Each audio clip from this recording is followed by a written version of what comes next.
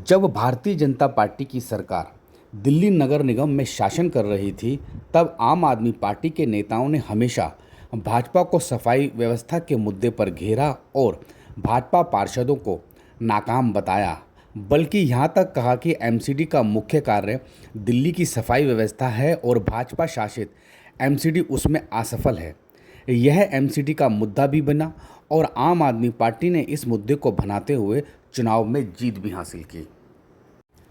पिछले 20 महीनों से एमसीडी पर आप पार्टी का राज है, लेकिन क्या सफाई व्यवस्था में कोई सुधार हुआ है? सिविल लाइन जोन के तहत कादीपुर निगम वार्ड क्रमांक 7 की अशोक कॉलोनी का निरीक्षण करने पर अधिक बदलाव नज़र नहीं आया। मैं वीडियो में आपको जो गाद, कीचड़, गंदगी से भरी हुई नालियाँ दिखा रहा हूँ, यह कादीपुर वार्ड की अशोक कॉलोनी है। वीडियो बनाते समय मुझे कई महिलाओं ने टोका, बल्कि कटाक्ष करते हुए कहा कि कई महीनों से इन नालियों की सफाई नहीं हुई है। नालियों में कीचड़ सड़ने की वजह से बदबू रहती है। महिलाओं की नाराज़गी बिल्कुल सही रही, क्योंकि वाकई में नालियों से बहुत बदबू फैल रही थी। मालूम करने पर पता चला कि इन नालियों की गहराई करीब 2 फुट है और नालियों में सिर्फ 4 इंच तक पानी बह रहा है। लगभग 20 इंच तक गाद भरी हुई है। इसीलिए गंदा पानी नालियों से बाहर निकलकर अब गलियों में बहने लगता है। सुबह के समय स्थिति ज़्यादा खराब होती है, क्योंकि तब घरों से अधिक पानी बाहर निकलता है। ऐसा भी नहीं है कि दिल्ली नगर निगम के सफाई कर्मचारी नहीं आते, वह नालियाँ सफाई करने आते हैं और नालियों में ऊपर बह रहे कचरे को साफ करते हैं, खाली प्लाटों में फेंक के चले जाते हैं, नालियों के बाजू में ढेर लगाकर चले जाते हैं। आप वीडियो में देख रहे हैं कि किस तरह से खाली प्लाट में कूड़ा पड़ा हुआ है। यह कहना गलत नहीं होगा कि नालियों से कचरा निकालकर सिर्फ खानापूर्ति कर रहे हैं, लेकिन इस कचरे को भी नहीं उठाया जाता। स्थानीय निवासियों का कहना है कि नालियों में 2 फुट तक भरी गाद को जब तक निकाला नहीं जाएगा, तब तक समस्या का समाधान नहीं होगा और नालियों से इसी तरह बदबू आती रहेगी और लोगों का जीना मुश्किल बना रहेगा।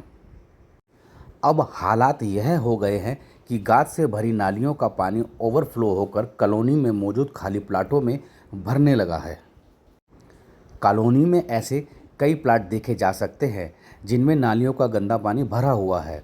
यह पानी मलेरिया, हैज़ा जैसी बीमारियों के फैलने में सहायक साबित होता है। कादीपुर निगम वार्ड में आम आदमी पार्टी की निगम पार्षद हैं। लोगों का कहना है कि क्या अब आम आदमी पार्टी के नेता वह सब आरोप भूल चुके हैं जिन्हें वह खुद भाजपा पार्षदों पर लगाया करते थे। एमसीडी सत्ता में आने पर चाक चौबंद सफाई व्यवस्था का वादा करते थे।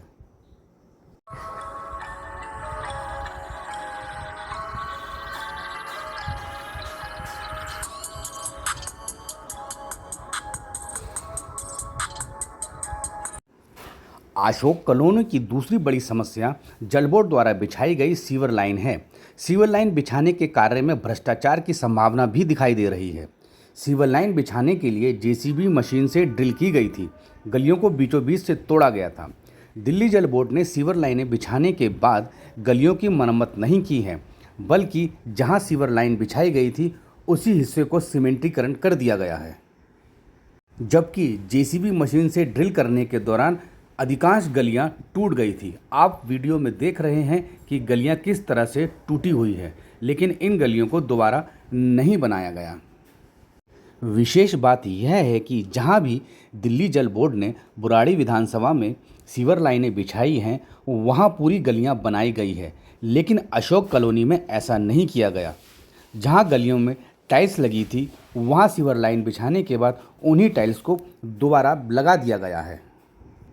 दिल्ली जल बोर्ड की यह बात लोगों को खटक रही है और भ्रष्टाचार की ओर इशारा कर रही है, क्योंकि माना यह जा रहा है कि जल बोर्ड द्वारा सीवर लाइन बिछाने के बाद पूरी गली के निर्माण का टेंडर हुआ होगा, लेकिन उसके बावजूद अशोक कॉलोनी में पूरी गलियां नहीं बनाई गई हैं।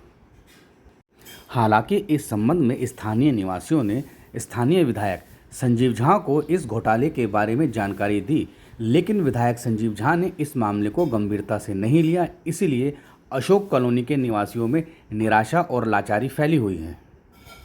बल्कि कॉलोनी में कई जगह तो ऐसी हैं जहां मरम्मत करना भी जरूरी नहीं समझा।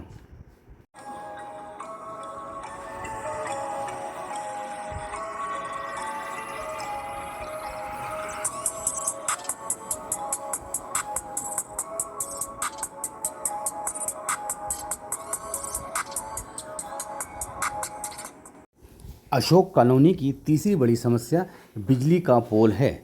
नालियों का पानी भरने की वजह से बिजली का पोल के निचले हिस्सा पूरी तरह से खोखला हो चुका है और खंभे पर बिजली की तारों का भारी बोझ लदा हुआ है।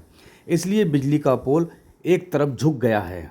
लोगों को आशंका है कि यह बिजली का पोल कभी भी गिर सकता है, क्योंकि बिजली के पोल के निकट से गली भी टूट गई है।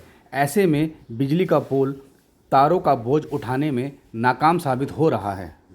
नीरज कुमार जी, ये अशोक कॉलोनी में क्या समस्याएं हैं? अशोक कॉलोनी नहीं, पूरे कुशक नंबर 2 में इतनी समस्या है जिसकी कोई जवाब नहीं है। आज यहाँ पर अशोक कॉलोनी के अंदर, अशोक कॉलोनी क्या पूरे कुशक के अंदर मैं कह रहा हूँ, सफाई कर्मचारी नामचारे के लिए मात्र 2 मिनट के लिए आता, वो भी आ गया। आम लोगों से आप पूछ सकते हैं, वो मात्र आएगा 2 से 3-4 मिनट के लिए, सिर्फ देखेगा, एक ऐसी कोल्ची लाएगा जिससे वो पानी, वो पन्नी निकाल सकते हैं।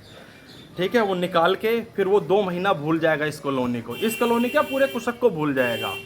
उसके बाद जब से ये कॉलोनी लगा लो 90 से इसका बनी हुई है, ये आज तक यहाँ पानी नहीं आया। ये लोग सारे आज भी, ये दिल्ली का दुर्भाग्य है, ये कहते थे कि मैं दिल्ली को लंदन बना दूंगा, आज तक यहाँ पानी नहीं पहुँच पाया है। ये लोग डेली टैंकरों से पानी भर रहे हैं। इससे बड़ी दुर्गति आम जनता की क्या होगी, आप बताइए।